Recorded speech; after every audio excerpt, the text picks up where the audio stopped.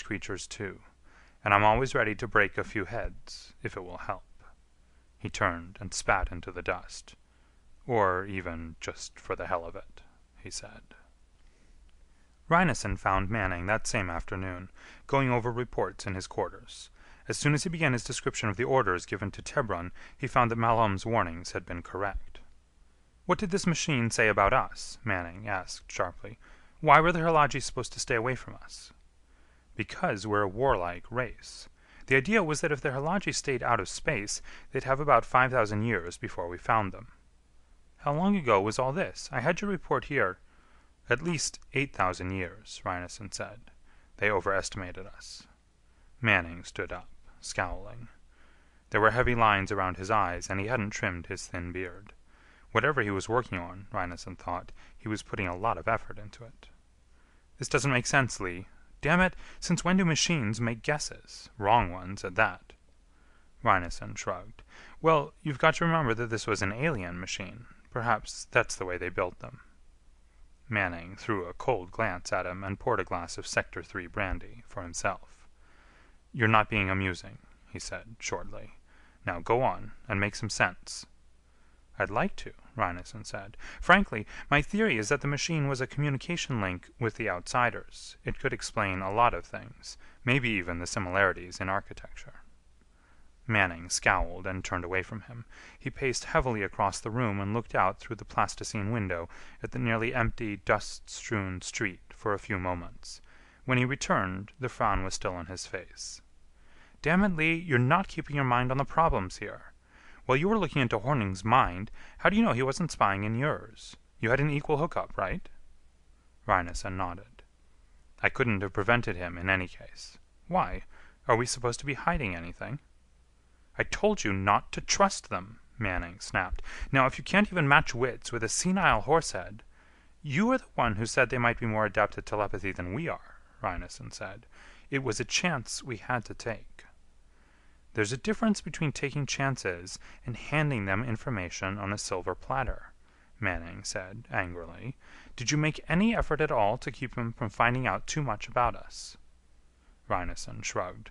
"I kept him pretty busy. All of the time I was running through Tibron's memories, I could feel Horn screaming somewhere.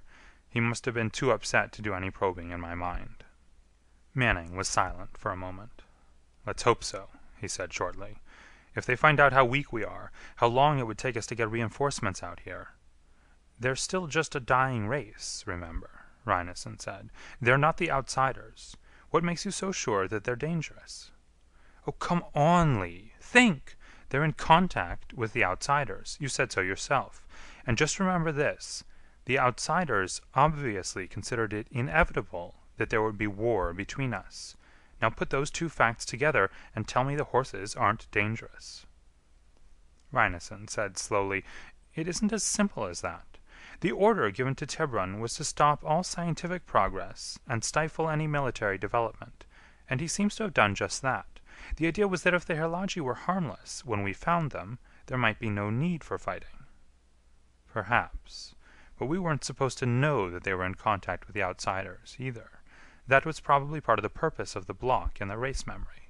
But we got through the block, and they know it, and presumably by now the Outsiders know it. That changes the picture, and I'd like to know just how much it changes it." "They're not in contact with the Outsiders any longer," said Rhinoson. "What makes you so sure of that?" "Tebron broke the contact. That was in the orders, too. The priesthood, which had been the connecting link with the Outsiders through the machine, was disbanded. When Tebron died, he didn't appoint a successor. The machine hasn't been used since." Manning thought about that, still frowning. "Where is the machine?" "I don't know. If it hasn't been kept in repair, it might not even be usable anymore, wherever it is." "I'll tell you something, Lee," said Manning. "There's still too much that we don't know, and too much that the Herlagi do know, now. Whether or not your horse buddy was picking your brains, they know we're not as strong as they thought we were. It took us 8,000 years to get here, instead of 5,000. Let's just hope they don't think about that too much." He stopped and paced to the window again.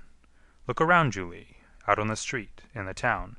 We've hardly put our feet down on this planet. We've got very little in the way of weapons with us, and it will take weeks to get any more in here. There's practically no organization here yet. We could be wiped off this planet before we knew what hit us. We're sitting ducks."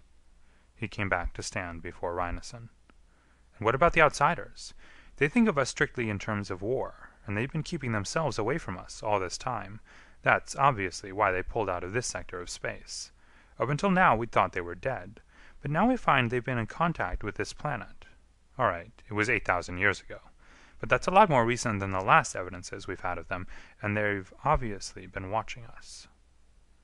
Now, you've been in direct contact with the horses' minds. You've practically been one of them yourself for a while. All right, what's their reaction going to be when they realize that the outsiders, their god, overestimated us? What will they do?" Reinesen thought about that. He tried to remember the minds he had touched during the linkage with Hornig, Tebrun, the ancient warrior king, and the young Herlagi staring at the buildings of one of the ancient cities, and the old, dying one who had decided not to plant again 1 year. And Hornig himself, tired and calm on the edge of the flat, amid the ruins of a city. He remembered the others in that crumbling last home of an entire race, slow, quiet, uncaring. "I don't think they'll do anything.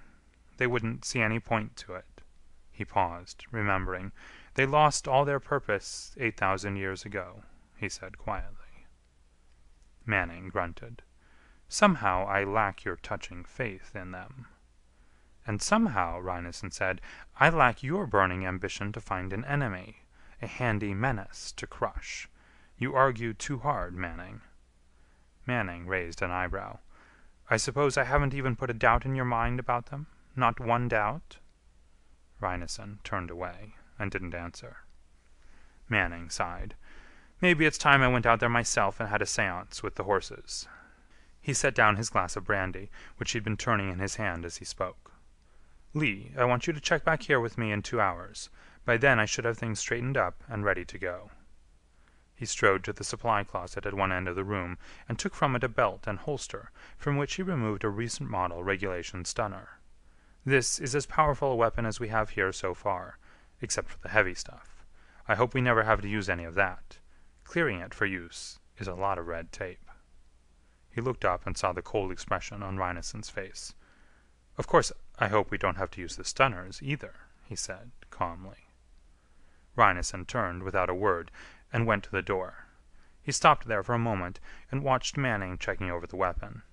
He was thinking of the disintegrators he'd seen on the steps of the Temple of Kor, and of the shell of a body tumbling out of the shadows. "I'll see you at 600, he said. End of chapter 6.